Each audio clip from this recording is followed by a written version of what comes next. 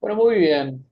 Buenas tardes a todos. ¿Cómo les va? Espero que se encuentren muy bien. Bienvenidos a una nueva charla de SEDEMA que hemos propuesto desde la organización, nuevamente con Julián, a quien tengo el agrado de presentar eh, el día de hoy como expositor. Nos va a estar acompañando. Bienvenido, Julián. Muchas gracias por estar aquí. En esta ocasión nos encontramos con un tópico súper interesante.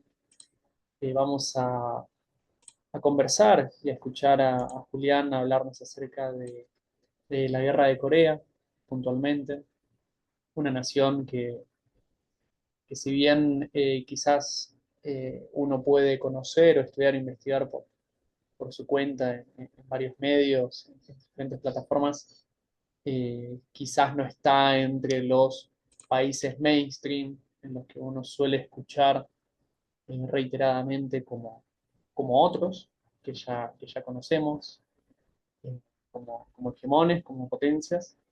Entonces nos parece de esta forma acorde a tener esta charla y más en este contexto que bueno, Julián nos empezará a contar de forma particular y que por eso hoy lo traemos a él para esta charla. Julián es Julián Agustín Rullán, es licenciado en Relaciones Internacionales por la Universidad Abierta Interamericana, la UAI Rosario, es diplomado en Comercio Exterior por ESET y en Economía Austriaca por ESIAD. Muchas gracias, Julián, nuevamente por estar aquí y a todos por sumarse a esta charla. Julián, el micrófono es todo. Bueno, Iñaki, gracias por la presentación, gracias Fede también por la organización y a todos los que ya se sumaron y los que van a sumar y los que quizá en el futuro vean la charla en YouTube en diferido. Gracias a todos. Eh, bueno, como dijo Iñaki, voy a hablar de la guerra de Corea. Vamos a ver un poco los antecedentes, vamos a ver el conflicto en sí, vamos a ver algunas consecuencias a posteriori. Así que voy a pasar a compartir pantalla y si me dicen si se ve bien, cómo se comporta. Por... ahí está. Sí, te ve todo bien.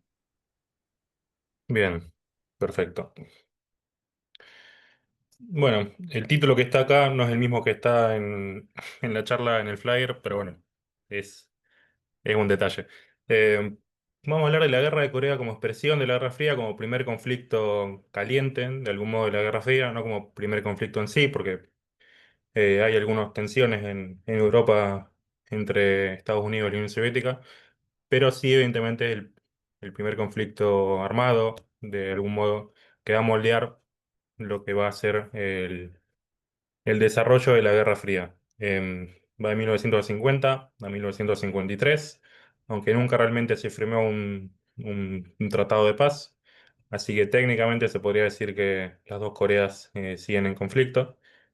Pero bueno, eso es algo, no me quiero adelantar ya al final de todo, ¿no? Eh, es un conflicto que va a preceder, por ejemplo, la guerra de Vietnam, que va a suceder a partir de 1955, aunque antes ya hay conflictos entre los guerrilleros vietnamitas y los franceses, y se le conoce también por muchos historiadores, la llaman la guerra olvidada. ¿Por qué? Porque a pesar de tener, no tengo el dato exacto en la cabeza, pero más de 1 millón de muertos entre las dos facciones, a pesar de haber sido, por ejemplo, la última guerra en pelearse con las reglas, entre comillas, de la Segunda Guerra Mundial, y también, en cierto modo, una de las últimas en pelearse con las reglas de la Primera Guerra Mundial, la guerra de, de trincheras, a partir del avance chino. Es una guerra que no tiene tanto, y acá quiero meter otra vez comillas, marketing. Quizá no está bueno usar esta palabra para tales cosas, ¿no? Pero no tiene tanto marketing como tiene, por ejemplo, la guerra de Vietnam. Sobre la guerra de Vietnam hay miles de películas, hay muchos documentales, mucha gente al menos escuchó algo alguna vez en su vida, y no pasa lo mismo con Corea, a pesar de ser tanto o igual.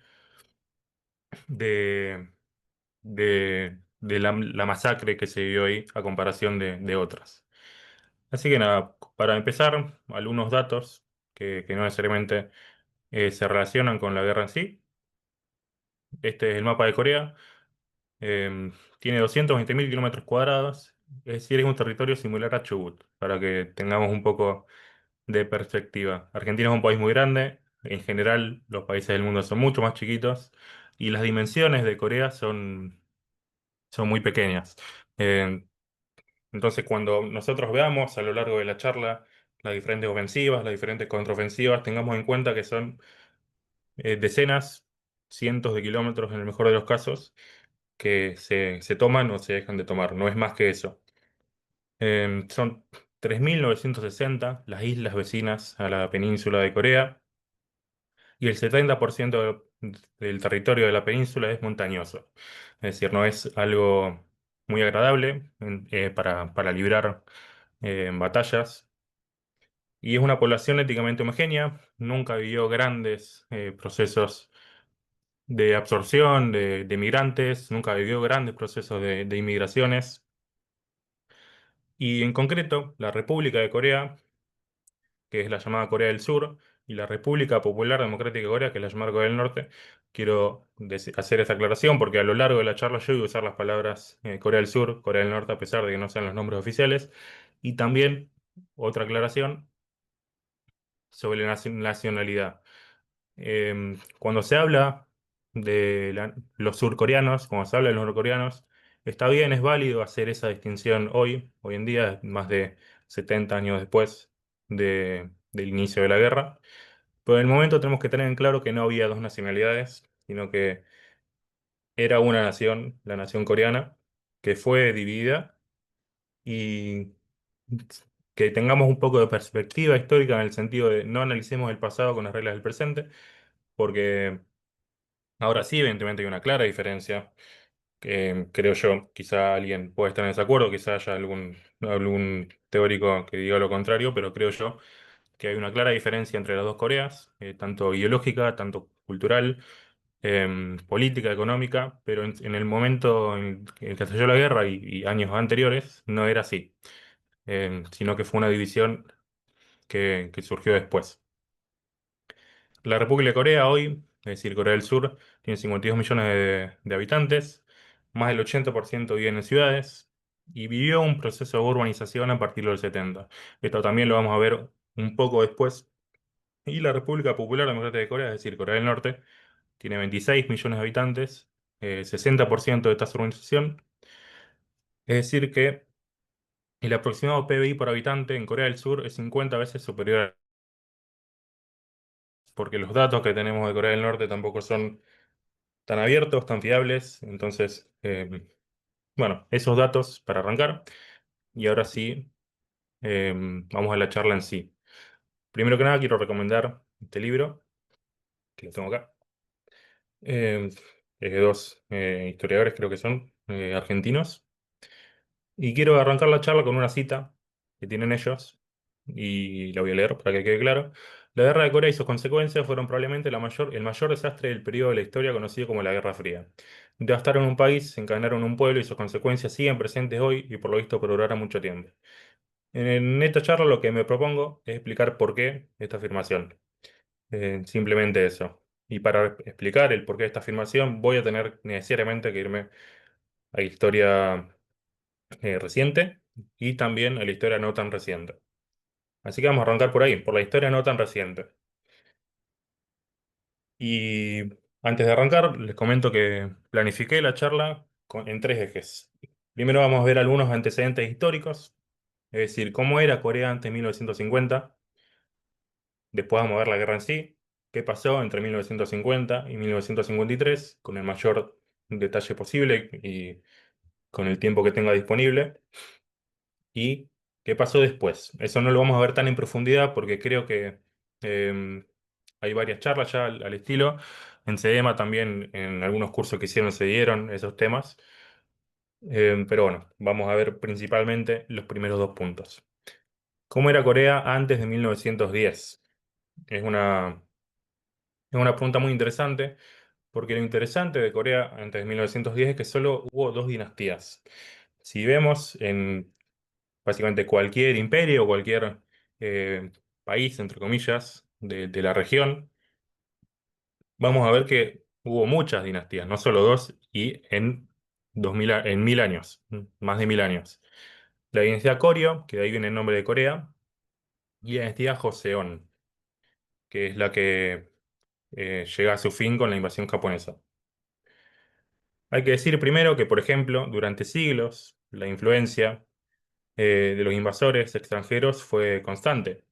Hubo infiltraciones tanto del imperio chino, del imperio japonés, hubo tensiones con el imperio zarista, es decir, Corea es una región que está rodeada por imperios históricos. Y eso a cualquier región del mundo le va a afectar de un modo u otro. Es decir, la geopolítica es fundamental para el desarrollo de las naciones. Y la política de las regiones que están alrededor de nuestra región nos va a condicionar necesariamente. Esto pasó en Corea y pasó en cualquier lugar del mundo. No hay ningún lugar del mundo que se salga de esa lógica. En Corea está clarísimo porque está rodeada de Japón, del imperio japonés, del imperio chino y el imperio zarista. Tres imperios que probablemente son los mayores en la historia.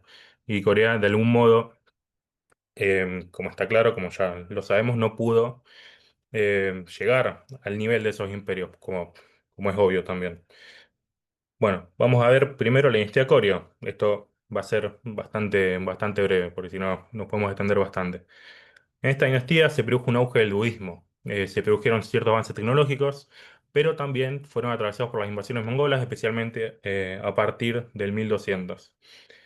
Em, en el 1392, Shi Seong-hye, eso lo tengo anotado porque no voy a acordar todos los nombres coreanos, dio un golpe de estado e instaura la dinastía Joseon hasta 1910. Quiero hacer foco en que esta dinastía duró más de 500 años, que es una locura para una dinastía sola.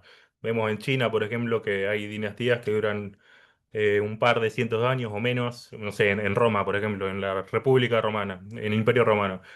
Hay algunas dinastías, entre comillas, que duran 10 años. Esta dinastía, la dinastía Joseon, duró más de 500 años. Es un número que capaz no se ve claramente de la longitud que tiene, ¿no?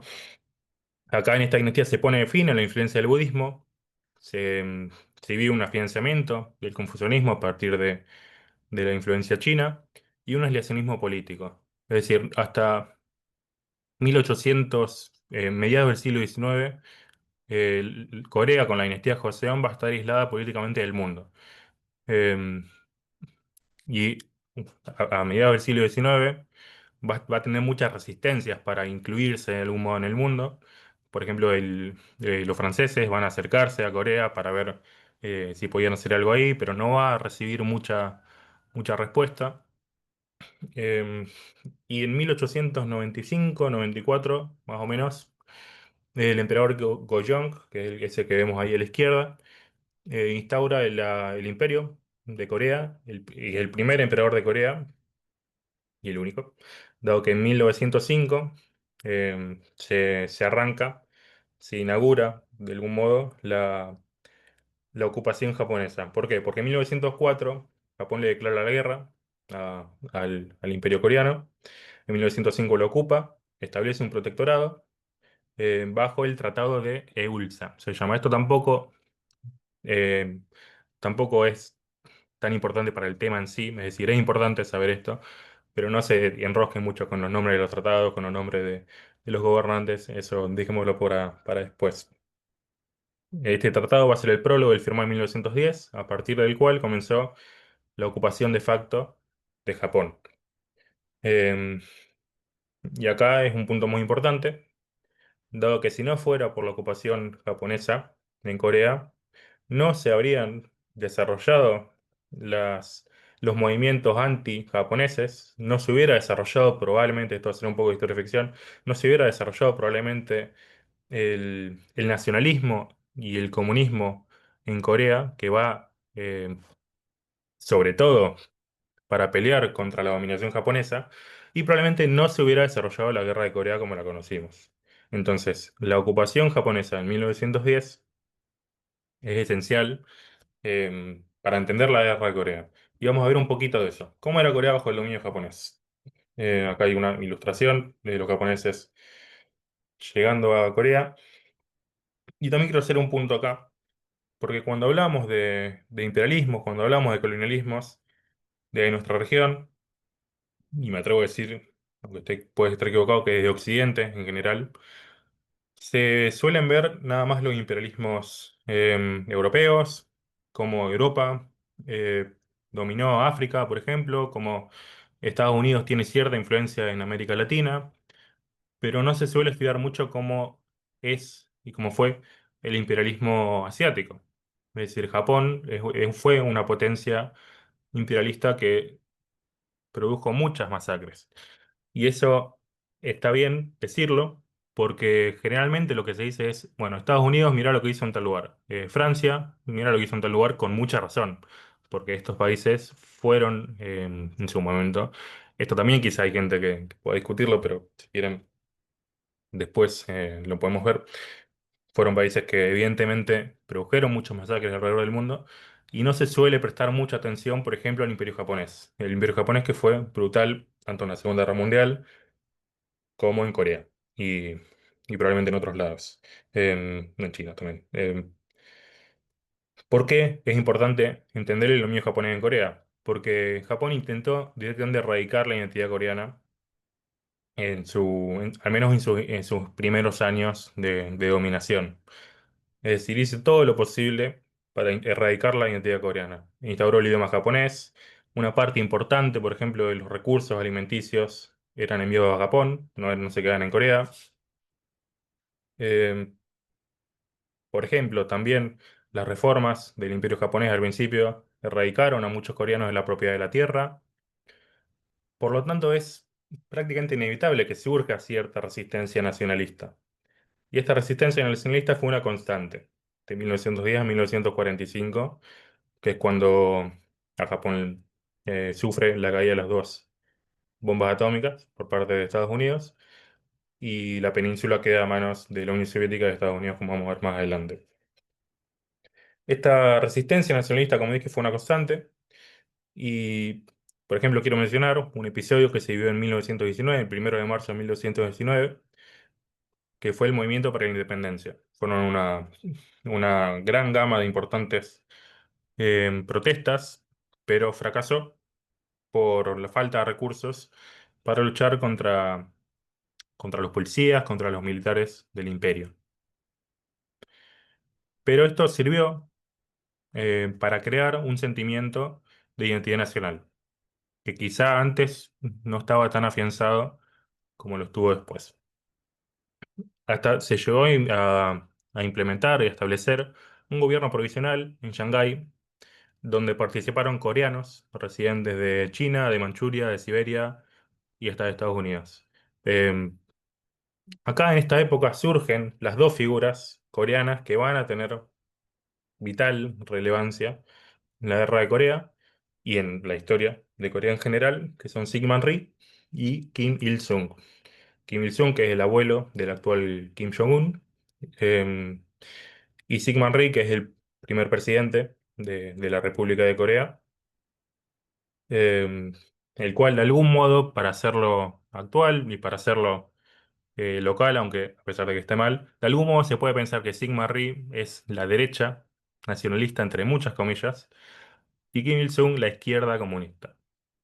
Con estos términos hay que tener cuidado, no se pueden usar tan libremente, pero es de algún modo para entendernos lo que fueron esas dos figuras.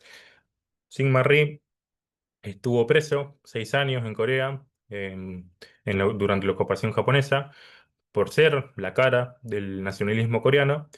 Y después se exilió a Estados Unidos, donde comenzaría a publicar artículos, donde comenzaría a ejercer de algún modo como guía del pensamiento nacionalista coreano desde Estados Unidos.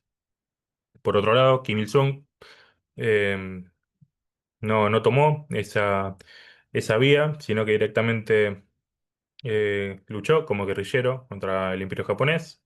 Después se afilió al Partido Comunista Chino Y cuando fue acorralado, eh, huyó a la Unión Soviética. Esto es bastante, no sé si bastante desconocido, pero no tan conocido en su perfil. Y fue voluntario del Ejército Rojo contra los nazis en 1941, en la invasión nazi.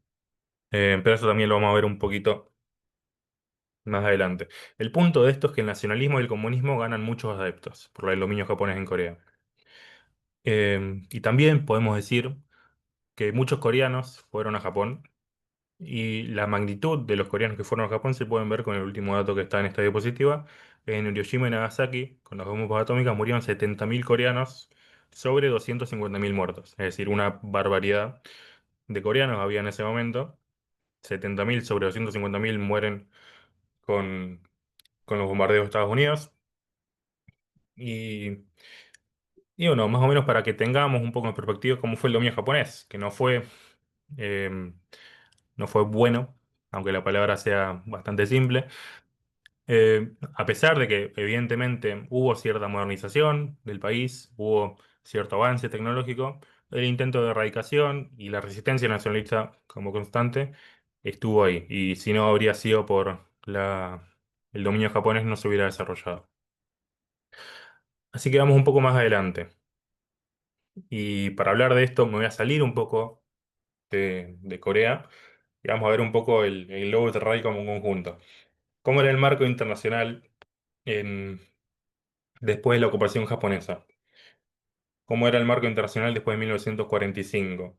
Bueno, después de 1945, primero lo que vemos es un estado de no saber hacia dónde va el mundo por parte de los líderes mundiales y por parte del mundo en general. Acá vemos a Harry Truman, Winston Churchill y Stalin.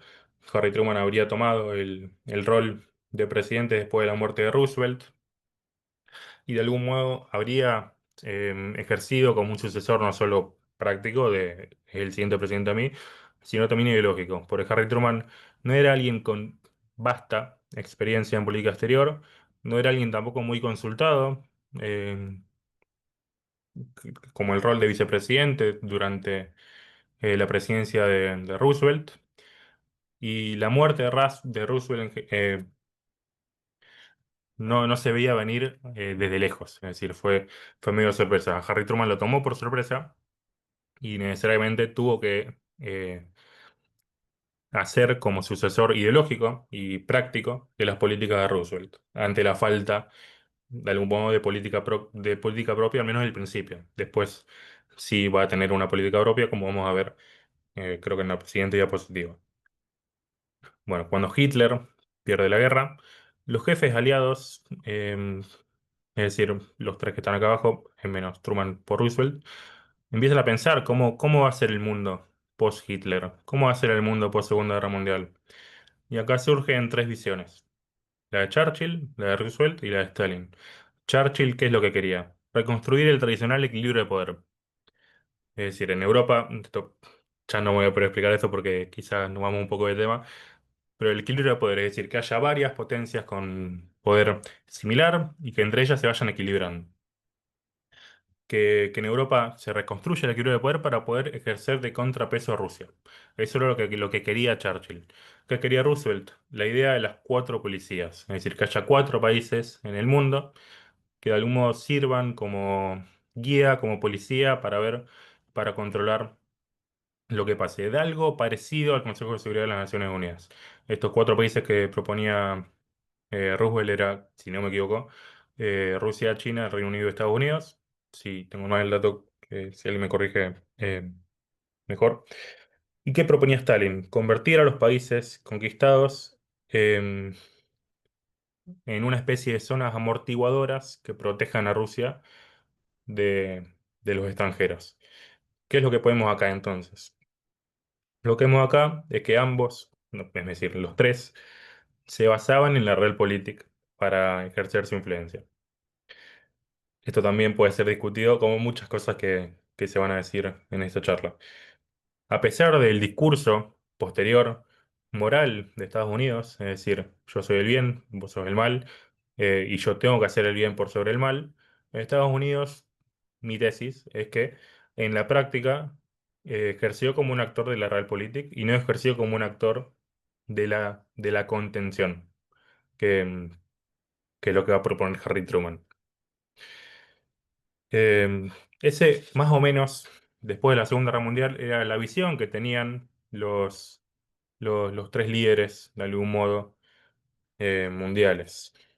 En 1943 se va a ver la Declaración del Cairo entre Churchill, Roosevelt y Chiang Kai-shek, que Chiang Kai-shek es el líder nacionalista chino, que va a perder la guerra civil china con Mao en 1949, em, en la cual esta declaración decía que los aliados, cuando sea derrotado Japón, van a permitir que Corea a su debido tiempo, literalmente así, a su debido tiempo, Corea sea libre.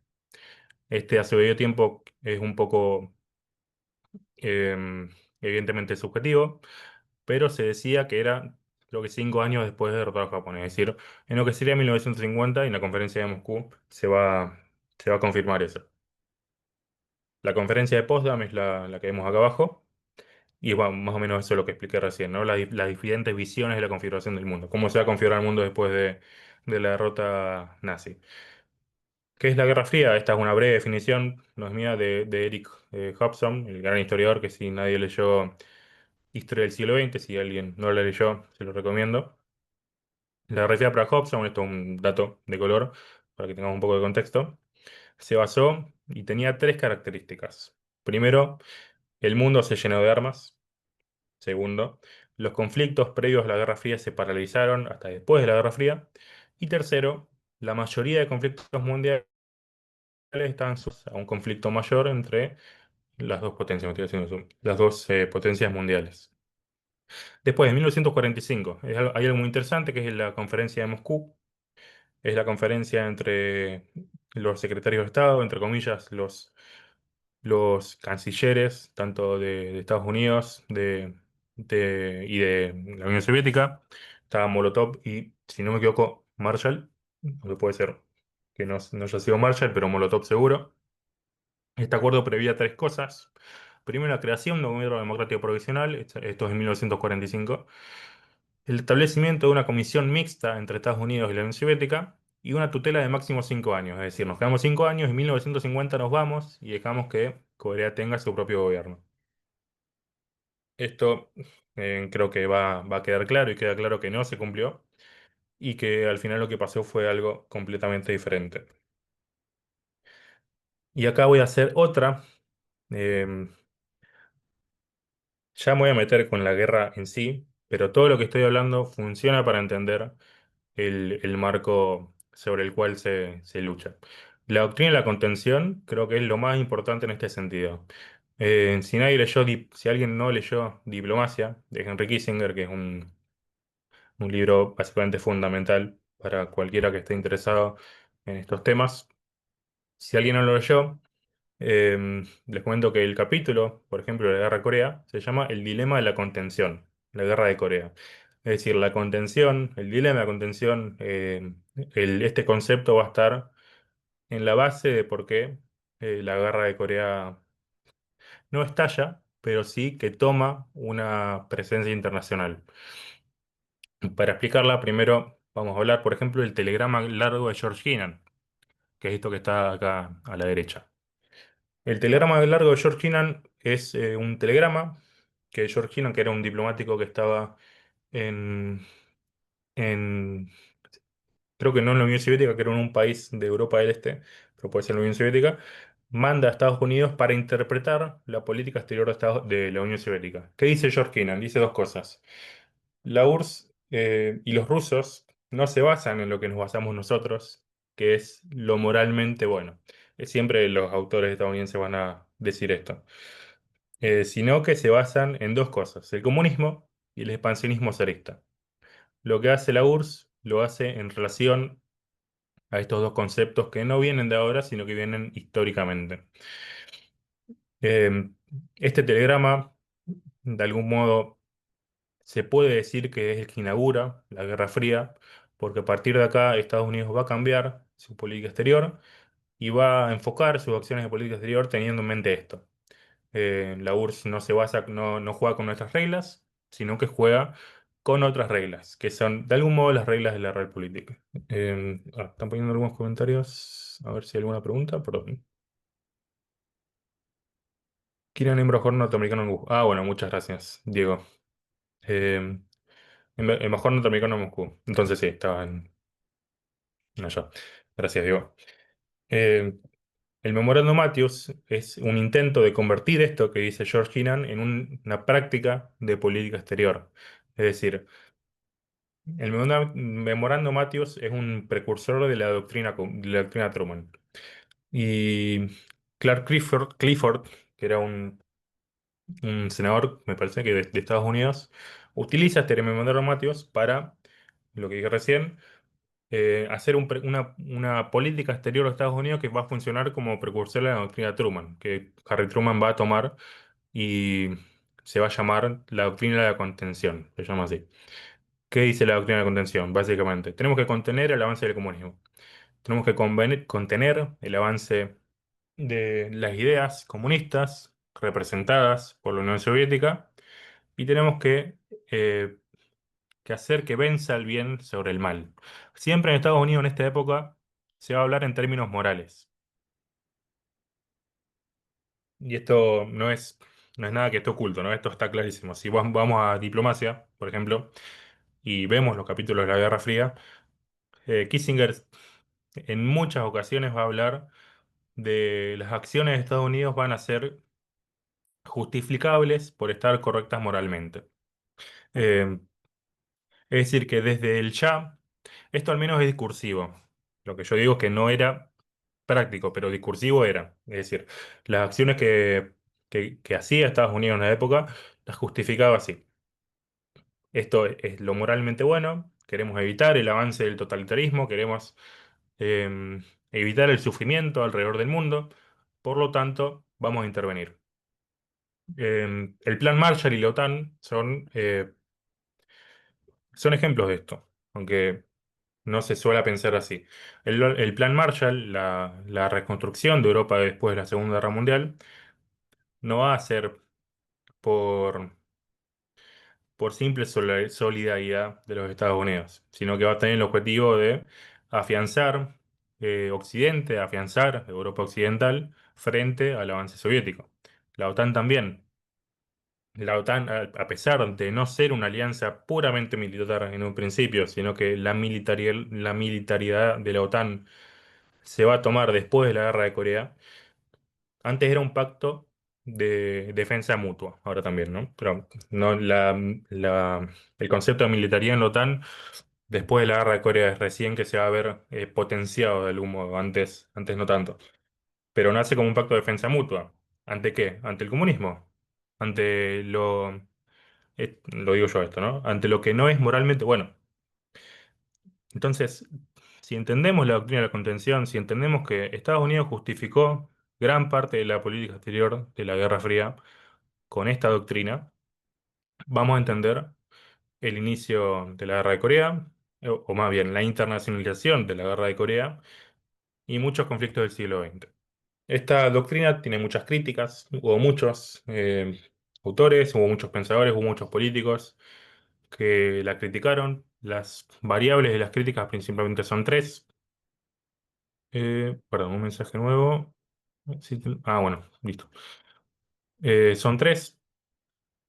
Primero, la crítica realista, encarnados los realistas por Walter Lippmann, que era un comentarista, era un periodista de la época, que decía, la contención va a agotar los recursos norteamericanos. Nosotros no tenemos la capacidad de contener el avance del comunismo en todo el mundo. Podemos achicarlo algún frente, como el Frente Europeo, pero si vamos a contener el avance del comunismo en todo el mundo, lo que va a hacer la Unión Soviética es aprovechar esa debilidad y que estemos desplegados por todo el mundo y va a atacarnos, entre comillas, con más fuerza, en algún punto en concreto. Churchill decía que esta es una foto, por ejemplo, del discurso de la cortina de hierro. Es el primero en mencionar el hecho de la cortina de hierro en 1946, en marzo de 1946.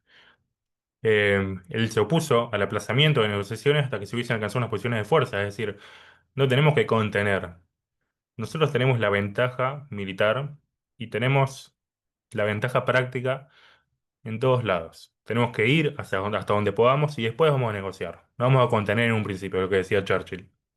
Y después estaba Henry Wallace, que decía Estados Unidos no tiene el derecho moral de emprender una política de contención. Es decir, no estamos en posición de contener a nada porque la moral, porque los contextos sociales de cada parte del mundo son distintos. Y nosotros no podemos ir y ejercer nuestra influencia en el lugar que quizá no se quiera. Esas eran las críticas que surgieron en el momento a esta doctrina, pero al final lo que pasó es que la doctrina de la contención triunfó dentro de Estados Unidos y a partir de eso es que gran parte de la política exterior de Estados Unidos queda justificada. Así que vamos a la siguiente. Ahí está. Corea antes de 1950. Es decir, Corea inmediatamente antes de 1950. Como dije antes, las figuras de Syngman Rhee y Kim Il-sung van a ser fundamentales. Syngman Rhee va a ser de algún modo, entre comillas, repatriado por parte de Estados Unidos para ejercer como líder del nacionalismo surcoreano. Acá, perdón, otra aclaración. Cuando digo cuando voy a decir surcoreano, norcoreano, en muchas partes de la charla, esto surcoreano y norcoreano se puede entender como nacionalismo comunismo. No es necesariamente una cuestión geográfica, sino más una cuestión ideológica y de poder. Syngman Rhee va a ejercer de algún modo como líder de este nacionalismo surcoreano y Estados Unidos quería eso. Estados Unidos quiere a Syngman Rhee porque Syngman Rhee de algún modo vivió mucho tiempo en Estados Unidos y Estados Unidos creía que lo podía controlar, entre comillas, a pesar de que después quizá no haya sido tan así. Eh, Estados Unidos y la Unión Soviética para 1947 ya llevaban 2 años adentro de Corea, de la península, después de la primera bomba atómica, perdón, después de que el ejército japonés en la Segunda Guerra Mundial ya esté muy debilitado, fuerzas soviéticas van a entrar en la península coreana y van a mantenerse en el paralelo 38. Ante este avance es que Estados Unidos, es decir, las bombas de Estados Unidos se pueden interpretar también por esto. Ante este avance es que Estados Unidos tira las 2 bombas atómicas. No es estrictamente para vencer a Japón porque Japón ya estaba vencido, sino para evitar el avance soviético dentro de la región. Tira las 2 bombas atómicas, la URSS se queda en el paralelo 38 y espera a que Estados Unidos ocupe la, la parte sur del paralelo 38, la península de Corea. Las dos potencias hasta 1947 ocupan la península. eh, y el 12 de diciembre de 1947 hay una resolución de la ONU que solicita a las fuerzas extranjeras abandonar el territorio. Es decir, solicita a Estados Unidos y la Unión Soviética que se vayan de ahí. La URSS lo acepta, se va en el momento, o unos días después. Y Estados Unidos tarda 9 meses, 10 meses, por ahí, en retirarse. No se va en el momento. ¿Por qué? Porque Estados Unidos quería implantar y quería dejar ahí a un presidente. Es decir, espera que haya elecciones en la República de Corea. Estas elecciones son medio raras porque a pesar de ser, entre comillas, democráticas, por ejemplo, solo podían votar las cabezas de cada ciudad, no podían votar todos. Entonces, Syngman Rhee asume como presidente a partir de unas elecciones que no se podrían considerar tan occidentales o tan democráticas como podríamos ver hoy en Argentina, ni mucho menos. En octubre de 1948 estalla la rebelión Joseon-Suncheon en Corea del Sur. A raíz de esto, a raíz de campesinos, probablemente con ideas más parecidas a Kim Il-sung en Corea del Sur, porque hay que decir también que Syngman Rhee no era un líder totalmente democrático que dejaba que las masas hablen, sino que se instaura un estado policíaco en Corea del Sur a partir de 1947. Y este estado policíaco va a durar bastante tiempo, Va a durar hasta más o menos 70, lo vamos a ver un poco después a eso.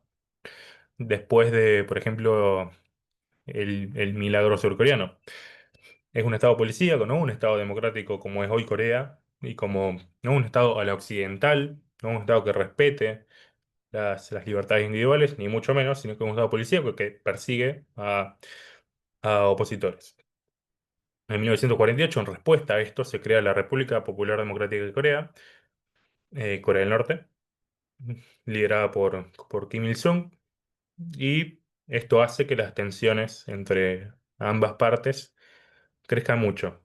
Eh, Hay que decir, por ejemplo, en relación a la figura de Kim Il-sung, y ya vamos para acá, que Kim Il-sung, muchos dicen que es un esbirro, entre comillas, de Stalin. ¿Por qué? Porque Kim Il-sung esperó la aprobación de Stalin para invadir Corea del Sur, el 25 de junio de 1950.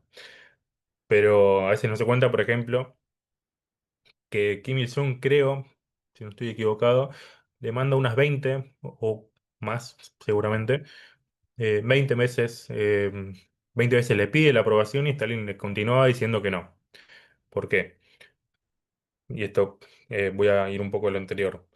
Porque ni Estados Unidos ni la Unión Soviética querían entrar en conflicto el uno con el otro. Eh, no querían y no lo van a querer a lo largo de la Guerra Fría. Pero desde el principio de la Guerra Fría no lo querían. ¿Por qué? Por motivos diferentes. Stalin veía que no era competencia con Estados Unidos, se veía inferior militarmente, es decir, la primera práctica de bomba atómica, si no tengo el dato mal, es de 1950, de la Unión Soviética, y no la van a tener hasta un par de años después. Y Estados Unidos lo que hacía era, es decir, Stalin infravaloraba la posición soviética y Estados Unidos sobrevaloraba la posición soviética. Estados Unidos no quería entrar en guerra con la Unión Soviética porque la veía más poderosa de lo que realmente era. Estas son palabras de Kissinger, que a pesar de tener muchas cosas cuestionables, algo bueno tiene. En fin, Stalin aprueba que Kim Il-sung invada Corea del Sur, invada la parte inferior al paralelo 38, y 7 divisiones de élite del ejército norcoreano cruzaron el paralelo 38. Toman Seúl relativamente rápido, ante lo que Dick Hutchinson, fue secretario de Estado, es decir, una especie de puesto de canciller de Estados Unidos del momento, tomó la decisión de enviar la séptima flota a interponerse entre Taiwán y China. Esta invasión de Corea del Norte hacia Corea del Sur, en un principio, Estados Unidos no la tomaba como algo muy serio, de algún modo. ¿Por qué? Porque la tomaba como un modo de distracción de la URSS para meterse en Europa Oriental. Por lo tanto, tardaron un tiempito. Cuando, vamos a ver, por ejemplo, que lo más fundamental antes de la guerra de Corea va a ser entre 1950 y 1951, porque después del 51 al 53, lo que se va a ver es una especie de punto muerto y una guerra de trincheras. De 1950 a 1951 es donde pasan estos cambios en el mapa, que vamos a ver acá. Tomó la decisión de enviar la séptima flota interponerse entre Taiwán y China después de que se pase este fantasma de decir, no, no pasa nada, esto lo hace la Unión Soviética para distraernos y meterse en Europa, que esto no había sido así. 2 días después de, de la, de la invasión, se reúne el Consejo de Seguridad de la ONU y el 3 de julio se toma la decisión de intervenir. ¿Cómo funciona el Consejo de Seguridad de la ONU? En la ONU el Consejo de Seguridad tiene 15 miembros y 5 de esos miembros son miembros permanentes, que son los mismos hace mucho tiempo. Son Francia, el Reino Unido, China, Rusia y Estados Unidos. En ese momento, el puesto chino no se lo había dado a la China continental, a la de Mao, sino que se olvidaba a la China de Chiang Kai-shek, a la China nacionalista, es decir, a Taiwán, a lo que hoy es Taiwán. Y, por ejemplo, tengamos en mente que la Revolución China, es decir, el proceso por el cual China se divide entre lo que hoy es Taiwán y China, pasa en 1949, un año antes recién de la guerra, del estallido de la guerra, es decir, muy poco tiempo antes. Por lo tanto, se reúne el Consejo de Seguridad y la Unión Soviética no estaba presente. Y lo que tienen los miembros permanentes, que son esos cinco, es que tienen poder de veto.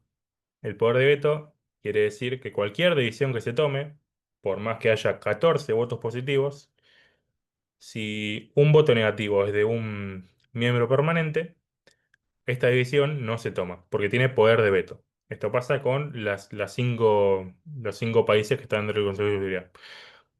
Esta es una crítica que se le hace a la ONU, muy recurrente, de decir, hay muy pocos conflictos, prácticamente ninguno, por el cual China, Rusia y Estados Unidos van a estar de acuerdo. Por lo tanto, ¿cuál es la utilidad del Consejo de Seguridad para grandes cuestiones? Porque quizá puedan estar de acuerdo en alguna cuestión marginal, sin mucha importancia para alguno de los tres, pero en el momento en el que haya una decisión para tomar fundamental, que necesariamente, por cómo está configurado el mundo, va a afectar a alguna de las tres países, esa decisión no se va a tomar, se va a tumbar. Esa es quizá la principal crítica que se le hace al Consejo de Seguridad de la ONU. Pero en el momento no pasó eso, porque la Unión Soviética, el representante de la URSS, no estaba presente en la votación. ¿Por qué no estaba presente? Acá se suelen decir dos cosas. Primero, no estaba presente, que es lo más entendido por todos, no estaba presente porque estaba, se estaba quejando de que el puesto chino se lo habían dado a la China nacionalista, es decir, no se lo habían dado a Mao, a la China comunista. Entonces se estaba haciendo un boicot a la ONU por este motivo. Otra cosa que se suele decir, que esto por ejemplo hay escritos de Stalin al respecto, em, de que perdón, la Unión Soviética no estuvo presente para que se apruebe la votación y para demostrar que Estados Unidos no iba a poder sostener una guerra en la península de Corea, sino todo lo contrario. Al final, lo que pasó en verdad forma parte de la historia ficción y de la conspiración de alguna manera. Lo que pasó fue que la Unión Soviética no estuvo presente y la decisión de ir con, con un ejército de las Naciones Unidas a defender, entre comillas, a Corea del Sur se tomó. 20 países tomaron tropas, enviaron tropas y MacArthur es designado comandante. El general Douglas MacArthur era un general que ya estaba en la región, había formado parte del ejército estadounidense en el Indo-Pacífico, en la Segunda Guerra Mundial, es decir, en Japón. Por lo tanto, ya tenía experiencia en el terreno, conocía más o menos cómo estaba dividida la cosa, cómo era la geografía del lugar, cómo era la política, y él es designado comandante de una comisión de 20 países de la ONU. Aunque sean 20 países, acá hay que decir, por ejemplo, que una grandísima parte, si no es 90% o más, pega en el palo, de los combatientes de acá son de Estados Unidos. No me acuerdo el número exacto, pero puede ser algo como 90.000 estadounidenses en el principio, ¿no? Y 5.000 británicos, algo así. Es una gran disparidad entre Estados Unidos y el resto de países, por lo tanto, es válido decir, este es un conflicto de Estados Unidos principalmente, no es un conflicto, por ejemplo, colombiano. Colombia va a enviar tropas a Corea, pero no se conoce por esto en sí, a pesar de que, por ejemplo, en Corea del Sur hay un monumento a los caídos en la guerra de Corea de Colombia y de todos los países. Em, bueno, 2 días después se reunió, perdón, el Consejo de Seguridad en la ONU, se toma la decisión de enviar tropas, pero para este momento las fuerzas norcoreanas ya van a tener gran control sobre gran parte de la península y va a quedar bajo control surcoreano lo que vemos acá, abajo a la derecha, se llama la región de Pusan, esa. Van a quedar atrincheradas de algún modo en esa región hasta que llegan las tropas de la ONU. Pero bueno, antes, por ejemplo, de que lleguen, no es tan lineal como llegan y toman la región de toda la península. Hay muchos grises, evidentemente, como en casi todos lados. Al principio eh, de la guerra, por- perdón, para explicar esto, eh, ¿cómo se da este cambio en el mapa entre septiembre y noviembre? Es decir, 2 meses nada más. Se da porque Douglas MacArthur planea una contraofensiva anfibia en Incheon, que no sé si se me ve el mouse, pero bueno, es un poco abajo del paralelo 38, que es la línea esa blanca que vemos en el mapa. Un poco ahí abajo está Seúl, y la costa que está a la izquierda de Seúl es Incheon. Douglas MacArthur planea una contraofensiva anfibia, es decir, en el agua, que era riesgosa por la geografía del lugar, es decir, muy montañosa, la costa no es tan lineal. ¿Y por qué planea esto? Porque, como vemos acá en este mapa, las fuerzas norcoreanas estaban concentradas alrededor de Pusan. No había grandes despliegues de fuerza a lo largo de toda la península. Entonces lo que dice MacArthur es, desembarcamos en Incheon y atacamos por atrás a las fuerzas que están en Pusan. Esto tiene éxito y las fuerzas de la ONU toman gran parte de la península coreana, llegan al periodo 38 y acá surgen tres opciones para Harry Truman, que era el presidente del momento. Harry Truman tiene o la decisión de quedarse en el periodo 38 y no hacer más grave, entre comillas, el conflicto. Tiene la decisión de seguir un poco más del paralelo 38, pero no llegar a un lugar donde le moleste a China. Es decir, llegar creo que era a 150 kilómetros de la frontera con China, o tratar de unificar Corea. Esto último es lo que querían tanto Douglas MacArthur como Syngman Rhee, el presidente de la República de Corea, que fue una gran influencia y una gran traba al mismo tiempo para cualquier acuerdo mutuo. Por ejemplo, Kissinger en diplomacia dice, Douglas MacArthur era un excelente militar, pero un pésimo político, porque no vio que esto podía tener eh, una consecuencia prácticamente catastrófica. Truman le hace caso a MacArthur y aprueba el llamado NSC-81 para cruzar el periodo 38 y ocho y unificar Corea, ante lo cual interviene China y MacArthur lanza la ofensiva de regreso a casa de la cena de Navidad, es decir, interviene China en noviembre, para diciembre MacArthur hasta esta ofensiva, pero como vemos en este mapa, no tuvo éxito la ofensiva y China intervino con todas sus fuerzas. Creo que, con todas no, pero creo que mandó unos 200.000 soldados, 300.000 soldados que se llamaban voluntarios, China decía voluntarios, lo cual fue inesperado para las fuerzas de la ONU. ¿Y por qué interviene China? Porque por tres motivos principalmente. Primero, para garantizar la seguridad en la frontera. Esta es una foto de Mao con Stalin. Como dato, por ejemplo, las únicas 2 veces que Mao salió de China fueron para la Unión Soviética. Eh, Nunca más salió de China a otra parte del mundo. ¿Por qué interviene China? Primero, para garantizar la seguridad en la frontera. Segundo, para incrementar la autoridad del Partido Comunista China. Como les dije antes, la Revolución China fue en 1949, un año antes.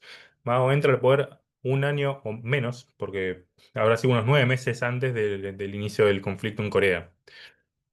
Y tercero, para impulsar el prestigio internacional de China y otorgar a Mao la condición de líder de la causa antiimperialista luego de la muerte de Stalin, que es en 1953. Stalin muere en 1953, esto obviamente es unos años después, ¿no? Y Mao es el que se quiere quedar con la condición de líder de la causa antiimperialista mundial. Esto al final va a tener muchas tensiones entre China, la URSS y Estados Unidos. Y por ejemplo, en un par de semanas vamos a hacer una charla con CEDEMA sobre este mismo tema, sobre la diplomacia triangular, a la cual los invito a todos. Seguramente en estos días, o en estas semanas, se van a ver el anuncio oficial de esto en las redes de CEDEMA. Y ya que estoy también, los invito a ver la anterior charla que di en CEDEMA, que es sobre las reformas de Deng Xiaoping a finales de la década del 70 y a principios de la década del 80, la cual está subida en YouTube. Eh,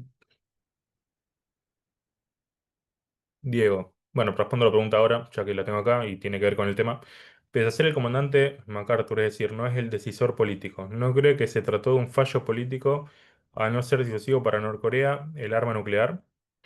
Eh, bueno, ese es un buen dato que lo voy a mencionar ahora mismo, que me lo pasé. No, acá está. Y acá, ahora lo voy a hablar a eso.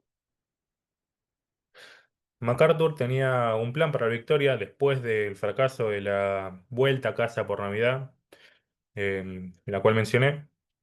El plan para la victoria que le da MacArthur a Harry Truman tenía 4 puntos. Y un punto, que es el que menciona Diego, que está ahí en el aire rondando. ¿Cómo pretendía MacArthur eh, ganar efectivamente eh, la guerra china? Esto se puede resumir con una oración, que es básicamente hacer efectivo y hacer oficial el conflicto Estados Unidos-China. MacArthur quería eso, no quería eh, tener una especie de guerra indirecta. Quería tener una guerra directa, quería ganar la guerra directa. ¿Cómo? Primero, bloquear la costa china.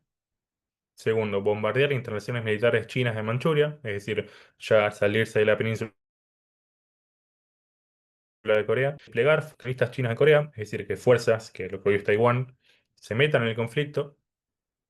Y recomendar a Chiang Kai-shek, que es el líder nacionalista de la época en lo que hoy es Taiwán otra vez, lanzar un ataque al continente.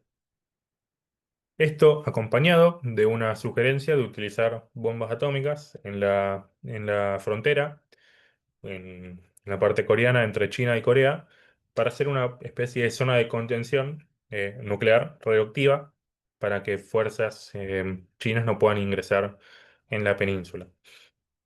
Esto, junto con con otros motivos, sirvió y fundamentó.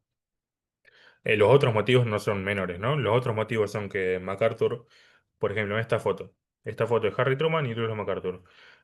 Harry Truman el presidente, MacArthur el general. Si son observadores, están pudiendo ver que se están dando la mano, normalmente.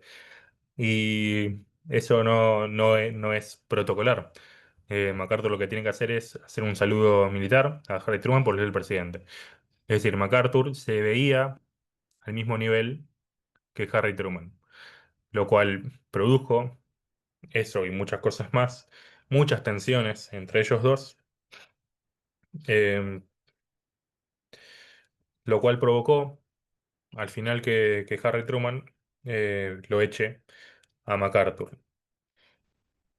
¿Por qué? ¿Cuál fue la fundamentación de Truman para echarlo? Que estaba haciendo subordinación, que estaba desobedeciendo las órdenes de Harry Truman. Por ejemplo, esto se puede ver también con una carta que envía el propio MacArthur a un senador republicano, en la cual dice que directamente que Harry Truman estaba haciendo el juego a favor de los comunistas y que no estaba ejerciendo el poder como a él le gustaría que se ejerza. Por lo tanto, MacArthur salió de la escena, volvió a Estados Unidos, cabe decir, por ejemplo, como un héroe.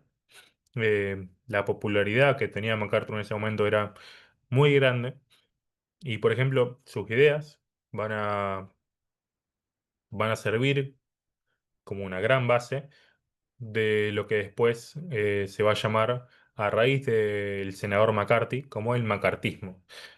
Que era esto, la idea de que había comunistas, de que había gente de ideas soviéticas infiltradas en Estados Unidos, a raíz de la Segunda Guerra Mundial y a raíz de estos conflictos, lo que produjo una gran persecución a cualquiera que pueda tener cierta afiliación incluso familiar, por ejemplo, la gente que venía de Europa con el comunismo. Por ejemplo, en la película de Oppenheimer, que si no la vieron, la recomiendo, está muy bien. Se ve esto mismo. Oppenheimer era un científico que fue investigado por las fuerzas de Estados Unidos por supuestas afiliaciones con el Partido Comunista. En cualquier caso, MacArthur al final es destituido. En su lugar asume Matthew Ridgway, que también había sido un general de la Segunda Guerra Mundial. Eh, y acá se llega a un punto muerto. Es decir, la ofensiva, hay otro comentario. Ah, no, era esto. La ofensiva de Navidad de MacArthur había sido un fracaso. Las fuerzas, ahora chinas y norcoreanas, habían avanzado un montón hasta pasar el período 38.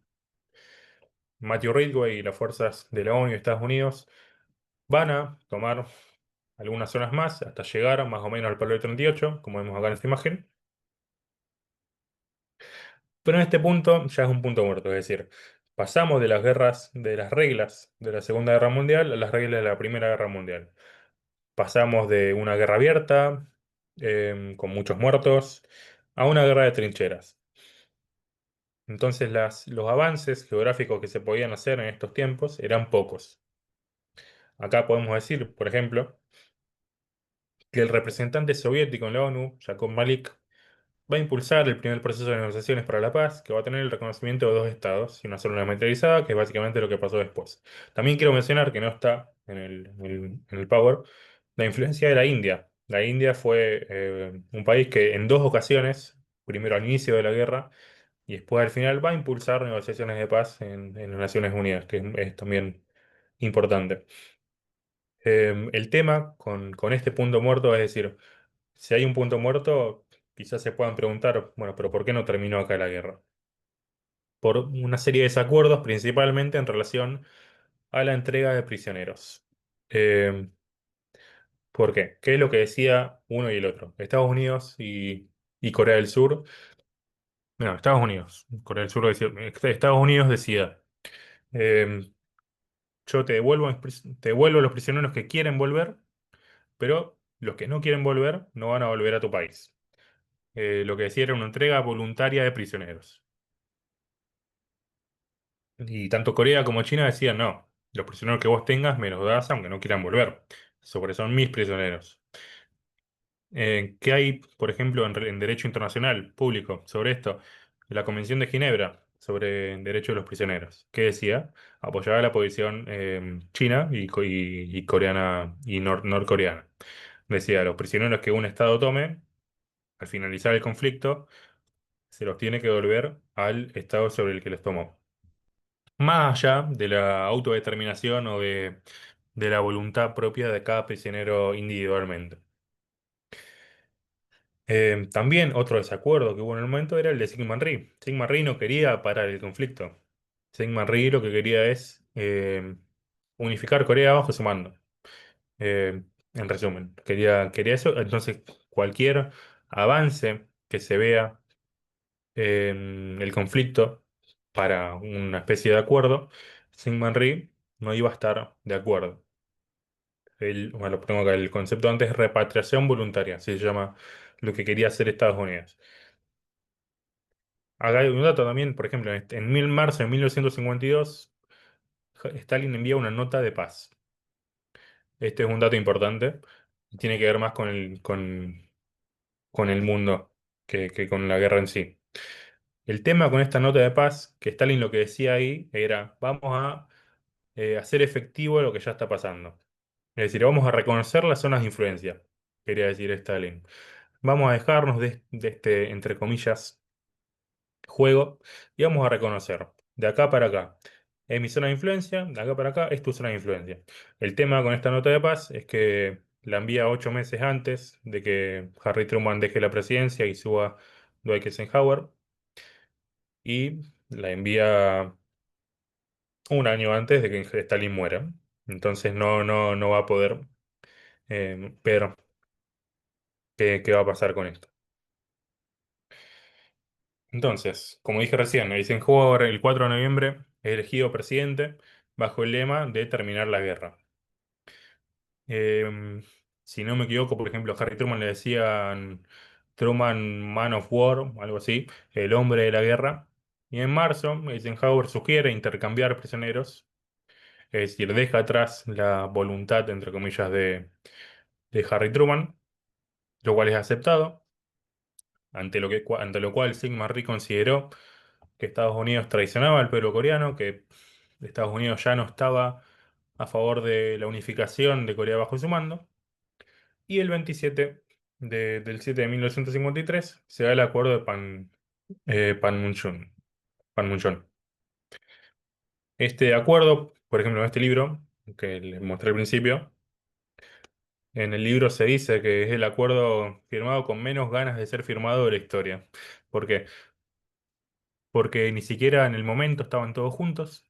eh, y cada uno lo firmó a regañadientes, porque no, tanto Norcorea no quería que tener a un estado, entre comillas, satélite de Estados Unidos en su frontera, y Estados Unidos va a tener la cuestión de Sigmund Rhee, es decir, este quiere, perdón, el lenguaje es poco académico, ¿no? Este quiere unificar Corea bajo su mando, pero esto no va para más. Por ejemplo, en este acuerdo, algo importante que decir es que no tiene voz Corea del Sur. Es decir, uno puede argumentar que Corea del Sur nunca firmó el armisticio y por lo tanto Corea del Sur sigue en una guerra efectiva con Corea del Norte, porque nunca lo firmó el armisticio, lo firmó Estados Unidos en vez de Corea del Sur. Lo firmaron Estados Unidos, China y Corea del Norte. Corea del Sur no se presentó, es decir, Syngman Rhee no quería saber nada con esto, quería unificar Corea y el 27 del 7 se da este acuerdo, por lo cual ahí de algún modo se, se, se firma el armisticio para parar esta masacre que había dejado más de 1 millón de muertos en total, muchos heridos, muchos desaparecidos y como dije, la guerra olvidada que mencioné al principio. Algo importante también es que Eisenhower, que es el segundo, que está de izquierda a derecha, fue Harry Truman me parece que había pisado Corea, no estoy tan seguro, pero si lo hizo fue muy al final y fue en campaña. Eisenhower, al asumir la presidencia con un discurso antiguerra, a los pocos semanas, meses de asumir, va a ir a la península y va a ver y va a confirmar sus sospechas, entre comillas, de que la guerra ya no va para más, por lo cual el armisticio estuvo influenciado por esta decisión de Eisenhower de ir para allá. Este intercambio de prisioneros que se dio em, en 1953, el 20 de abril, como dato, ¿no? Le digo que se llamaba el Little Switch, el pequeño intercambio, de algún modo. Em, y como última cosa de la guerra en sí, unos minutos más y después ya vamos a las preguntas. Les quiero mencionar la masacre de Nongun-ri, la cual sucedió entre el 26 y el 29 de julio de 1950. Esto es algo que mucha gente conoce, perdón, que muy poca gente conoce, que casi nadie habla de esto y que me costó encontrar información eh, al respecto. Es decir, mucha de la... ¿Por qué esto? Porque mucha de la información que consumimos sobre historia viene de fuentes occidentales y las fuentes occidentales, en especial de Estados Unidos, por ejemplo, esto no aparece en Diplomacia de Kissinger, eh, suelen ocultar o suelen no contar, suelen pasar por alto las masacres perpetradas por los Estados Unidos. Esta es una de ellas, este es el puente de Nongunri, y la masacre básicamente fue, fue horrible porque mientras que las fuerzas de Estados Unidos retrocedían, eh, esto es un poco más abajo del paralelo 38. Mientras las fuerzas de Estados Unidos retrocedían, el mando estadounidense dio órdenes de disparar contra civiles sospechosos de ser infiltrados. Al mismo tiempo que pasaba esto, hubo una serie de refugiados que, que estaban huyendo de la zona por ahí, ante la cual los Estados Unidos directamente dispararon contra los civiles y se calcula que murieron entre 200 y 400 civiles que se escondían en este puente. ¿Y por qué entre el 26 y el 29 de julio? Porque estuvieron en el puente escondido más de 3 días. Y hay muchos que no murieron el primer día, sino que murieron en el segundo o en el tercero. Esta es una masacre que no se conoce mucho, pero que nos dejan claro, como opinión personal, que en la mayoría de guerras no hay ni buenos ni malos, sino que hay que ver el contexto de cada una de ellas, en que generalmente todos los lados están manchados por algo. Em, Bien, bueno, para finalizar, vamos a ver una breve línea histórica de los datos más importantes, los acontecimientos más importantes desde el fin de la Guerra de Corea hasta hoy. En 1979 se da el asesinato de Park Chung-hee. Park Chung-hee fue de algún modo el líder sobre el cual Corea del Sur va a ejercer su milagro económico, entre comillas. Hay que tener en claro que hasta este momento y hasta 1987, donde finaliza formalmente el régimen militar, Corea del Sur va a seguir siendo un estado policíaco, un estado militar, y Corea del Norte, bueno, lo que ya conocemos. En 1980 la masacre de Gwangju, que es básicamente una masacre en relación a esto, ¿no? Una gran manifestación en contra del estado militar. En 1994 la muerte de Kim Il-sung, es decir, vivió bastante tiempo el, el señor. De 1994 a 2011 va a estar Kim Jong-il y de 2011 hasta la fecha Kim Jong-un. Es decir, desde 1948 hasta hoy, Corea del Norte tuvo tres líderes nada más, que son abuelo, padre e hijo. En el 2000 se da la primera cumbre intercoreana en Pyongyang, en la capital de Corea del Norte. En 2006 el primer ensayo nuclear de Corea del Norte. En 2018 el encuentro de Panmunjom. Eh, Esto también fue muy importante, pero como dijimos, es el nombre del tratado, está en el periodo 38. Y en el 2022, ya muy reciente, Corea del Norte lanzó un misil Hwasong-17, el cual tiene poder de alcanzar a Estados Unidos, lo cual incrementó en gran parte las, las tensiones en la región. Y como última cosa, ¿cuáles son los perdedores y cuáles son los ganadores, entre comillas, si se quiere ver así, de la guerra? Primero que nada, los perdedores obviamente son los habitantes de la península coreana, eso no hay que aclararlo. La situación en Corea está crítica hace mucho tiempo por este motivo, y los primeros perdedores siempre son los habitantes y son los civiles. Después, por ejemplo, podemos decir que la Unión Soviética fue un gran perdedor. ¿Por qué? Porque después de la guerra de Corea, la OTAN va a incrementar mucho sus presupuestos militares. La OTAN después de Corea va a tener un general al mando de Estados Unidos. Eh, Va a incrementar mucho la tensión sobre, sobre la zona del Indo-Pacífico. Eh, Estados Unidos de este modo se podría decir que no es tan perdedor como la Unión Soviética, es decir, la sacó de algún modo más barata que en Vietnam, seguramente.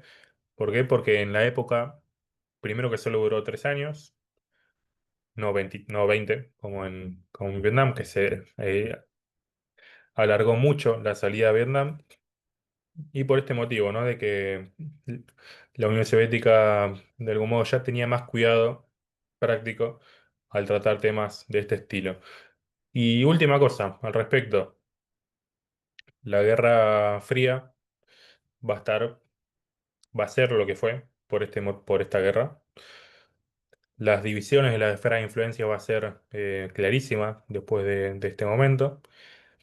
Y, y es un conflicto que es fundamental en la historia reciente, que no mucha gente se para a leer del tema. Les recomiendo, como dije antes, el libro este de acá. Les recomiendo también leer muchas otras perspectivas, no necesariamente les recomiendo leer perspectivas estadounidenses, les recomiendo, si se puede y si tienen acceso, a leer perspectivas soviéticas, asiáticas, etcétera. Así que, bueno, no me quedó tan larga la charla como la otra vez, pero hasta acá llegamos, así que muchas gracias a todos por escuchar y cualquier cosa que quieran hablar, estoy más que abierto a las preguntas. Muchísimas gracias, Julián. Soy Franco de Sedema. Bien, Hola, Franco. ¿cómo andás? ¿Todo bien? Bien, comenzamos con las preguntas. Si alguien te da una pregunta, alguna duda, levante la mano o hágala por el chat si tiene alguna consulta. También, si sos tan amable, podrías, no sé, dejar tus redes sociales o para donde te queramos seguir, LinkedIn o lo que fuere. Sí, bueno, mientras algunos quieren pensar sus preguntas, mis redes sociales en Instagram estoy como mi nombre y mi apellido. Ah, listo. eh, Y en LinkedIn, Julián Agustín Royan, que es mi segundo nombre. En Diego Geroni, me animaría a sumar parte que corresponde a la obra de Raymond Aron, La República Imperial. Gran teórico, Raymond Aron. Y muchas gracias por el aporte, Diego. La verdad no lo conozco la obra, lo voy a anotar.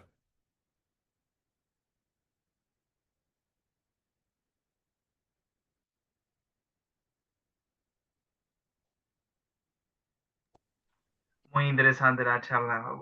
Acoto ahora, aprovecho. Estoy escuchándola, hoy ingresé un poquito tarde, pero escuché la charla muy interesante. Eh, Más que nada por el tema histórico, el abordaje, aparte sigo todo el tema de Corea, hice taekwondo, así que más o menos por ese lado va también un poco de historia de la guerra de Corea. Muy Sí. interesante, te agradezco Julián y bueno, y todo Sedema también te agradecemos. No, gracias a ustedes.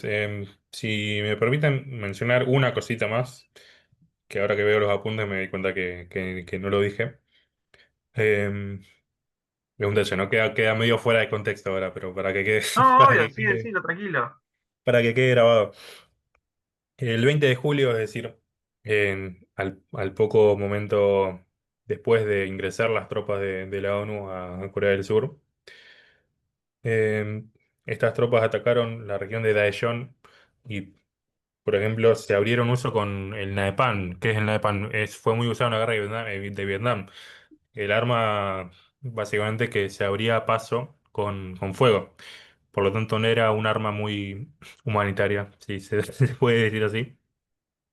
Y el tema con esto es que las fuerzas norcoreanas pudieron retener cierta parte de estas armas por parte de las fuerzas de la ONU. Por lo tanto, se conoce a julio como gelatina incendiaria, gracias Diego, como uno de los peores meses de la historia militar de Estados Unidos, julio de 1950.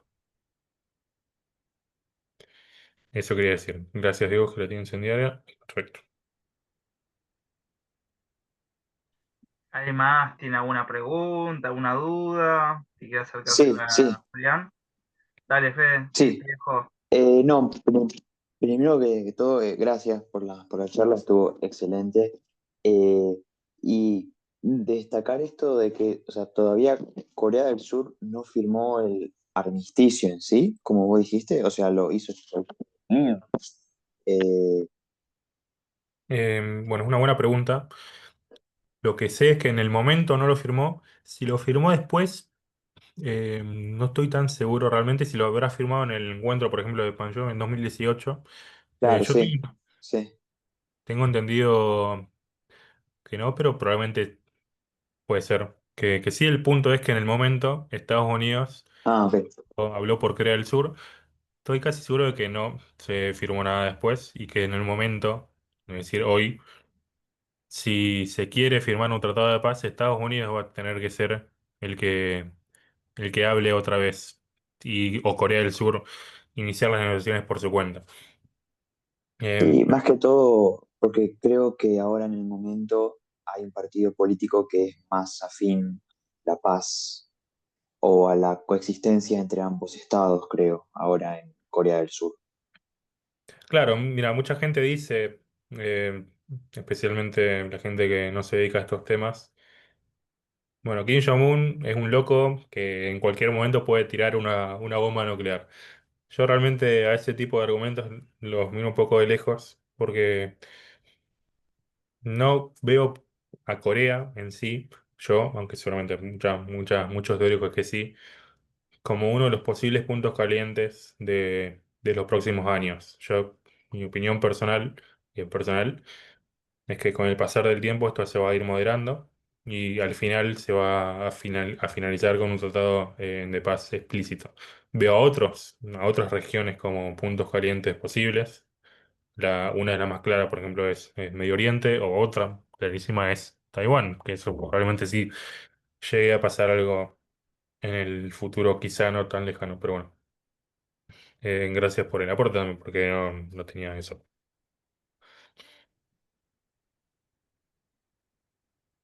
Gracias. Así que bueno, si alguien tiene una pregunta. Tengo una pregunta. Sí, Julián, ¿cómo andás? ¿Todo bien y Mi vos? pregunta es, hace poco se llevó a cabo un desfile militar en China, en la que fue invitado Vladimir Putin y Kim Jong-un. Y mi pregunta es, opinión personal, ¿no? ¿Qué opinas de ese junte de Kim Jong-un, Vladimir y el presidente Xi Jinping en China? Sí, lo vi.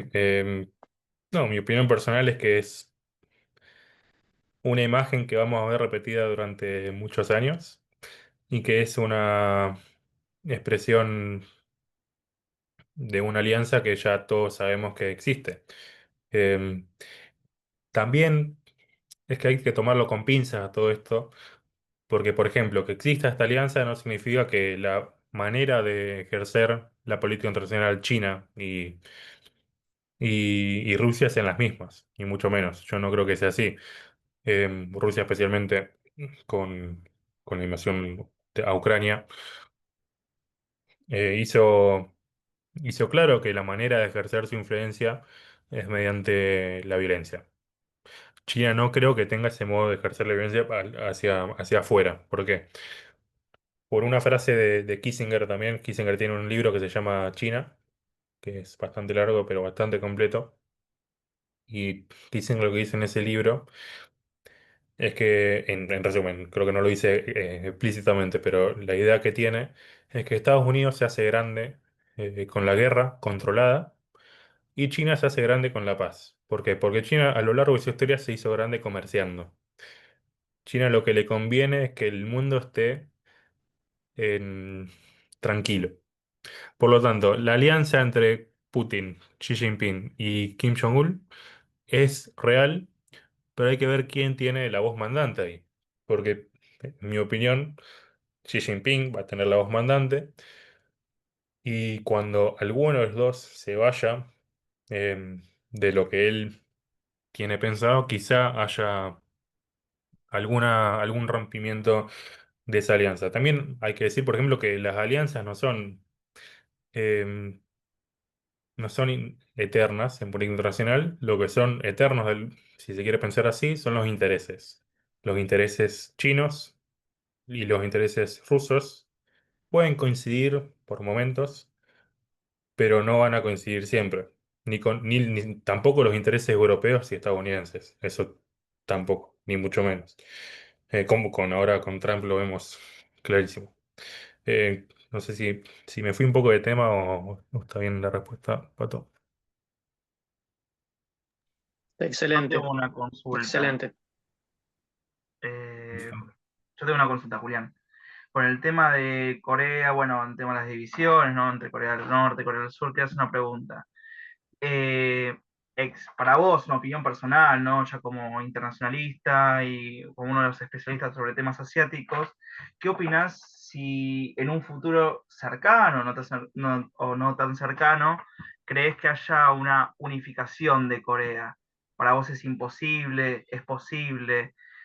¿Qué mecanismos podría haberlos? Si Rusia y Estados Unidos pueden ingerir en esa unificación o no. No sé qué opinas sobre ese tema.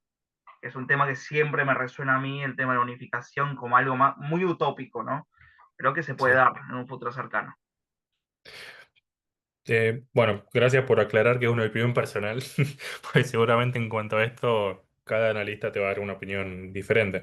En mi opinión, eso, si pasa es algo que va a pasar al muy largo plazo, principalmente porque, como dije al principio de la charla, al principio, antes de la guerra de Corea, era innegable que había una nación coreana, que tenía divisiones internas, que tenía divisiones entre los comunistas, los nacionalistas, pero al final eran todos coreanos. Yo creo que hoy eso no es tan así y creo que un surcoreano no es nada parecido a un norcoreano hoy en día, más de 70 años después del inicio del conflicto. Evidentemente, esto no es lo único importante porque siempre hubo naciones que se unen sin ser homogénicamente, o sea, nacionalmente homogéneos. Puede pasar que no sea necesariamente así. El tema es que no sé si seguramente a es que el tema acá es que tanto a China como Rusia y como a Estados Unidos les convienen cosas diferentes. A China, evidentemente, no le conviene que se unifique Corea bajo el mando de Corea del Sur. A Estados Unidos no le conviene que se unifique bajo el mando de Corea del Norte. El tema con la unificación es que quién toma el poder ahí. Porque ninguna de las dos fuerzas políticas de Corea del Sur o Corea del Norte va a querer dejar el poder que efectivamente tienen hoy en día. Entonces, quién sabe, ¿no? La verdad, el mundo no deja de sorprendernos y quizá de acá a 20 años lo que estoy diciendo va a quedar totalmente en desuso. Puede ser. Y no es algo imposible, evidentemente. Y ahí vamos a estar yo, como seguramente el equipo de SEDEMA, para analizarlo. Muchísimas gracias por la respuesta. Yo más que nada preguntaba, pues bueno, como se ha dado la unificación de la Alemania, ¿no? En la década de los 90 y otras unificaciones Claro, más, como no, la de Vietnam, ¿no? En ese caso, capaz se podría dar o no. Entonces, nada, más que yo lo veo sí, utópico en ese caso. sí, el tema, por ejemplo, es que en Alemania la, los alemanes que estaban bajo control comunista querían la unificación bajo control occidental y querían efectivamente el derrumbamiento del muro de Berlín.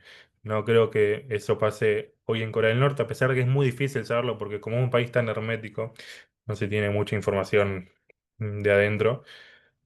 Pero bueno, yo dudaría mucho que los norcoreanos quieran una unificación con Corea del Sur. Aunque bueno, como dije, cualquier cosa puede pasar. Muchísimas gracias. Nada, vos. Y Diego dice, sobre Kim podría usarse la imagen de la racionalidad y el irracional que ya planteaba Mateo en el siglo XVI. Em, sí, esas son maneras de verlo. Yo que como tengo una visión, esto también es mi primera opinión personal, medio realista de la política internacional, no creo que haya muchos irracionales en general en política internacional. O a pesar de que los pueda haber, no creo que su accionar se base en la irracionalidad. Entonces, está bien la analogía de racionalidad del irracional. Claro, ahí está. Fingir irracional. Exactamente.